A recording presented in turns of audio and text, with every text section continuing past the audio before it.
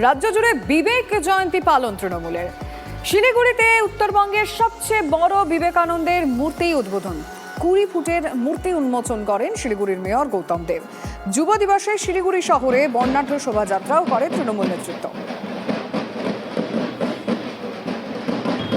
BJP একটা রাজনৈতিক দল। বিবেকানন্দের সংস্কৃতি, আদর্শ, কৃষ্টি, রামকৃষ্ণদেবের সর্বধর্ম সমন্বয়ের কথা, রবীন্দ্রনাথের বৈচিত্র্যের মাঝে ঐক্য, এগুলো বিজেপির বিষয় নয়। বিজেপি বিদ্যাসাগরের মূর্তি ভাঙে বাংলায়, সুতরাং এই বিজেপির কাছে আমরা কোনো কিছু আশা করি। ভারতীয় জনতা পার্টির চৈতন্য উদয় হোক। এটা উত্তরবঙ্গের সবচেয়ে উঁচু বড় বিবেকানন্দের মূর্তি। এই বিবেকানন্দকে নিয়েও দড়ি টানাটানি। আমাকে মার্জনা করবেন। আমি স্বামীজি হচ্ছে ভারত আত্মার প্রতীক, যুব সমাজের প্রতীক।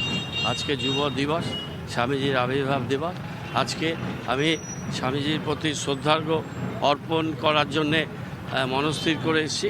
আজকের দিনে আমি কোনো রাজনৈতিক সংকীর্ণতার মধ্যে নিজেকে আবদ্ধ রাখতে চাই না। নির্বাচনের দামামা বেজে গেছে, আর ফলে সবেতেই এখন ঘুরপাক খাচ্ছে সেই রাজনীতি। বাদ গেল না বিবেকানন্দের আবির্ভাব দিবস। বিবেকানন্দের আবির্ভাব দিবস উপলক্ষে উত্তরবঙ্গের সবচেয়ে বড় বিবেকানন্দের মূর্তি ঘটা করে উন্মোচন করলো তৃণমূল পরিচালিত শিলিগুড়ি পৌর নিগম। এই সেই মূর্তি প্রায় 20 ফুট উঁচু। সব মিলিয়ে এই মূর্তিটি রামকৃষ্ণ মিশন এই মূর্তিটি তৈরি করেছে এবং দিনভর নানা অনুষ্ঠানের আয়োজন তৃণমূলের তরফে। অন্যদিকে পাল্টা বিবেক যাত্রার আয়োজন বিজেপির তরফে। বিজেপির দাবি তৃণমূলের মুখে বিবেকানন্দের আবির্ভাব দিবস মানায় না, আর তৃণমূল বলছে বিজেপির শুভবুদ্ধির উদয় হোক।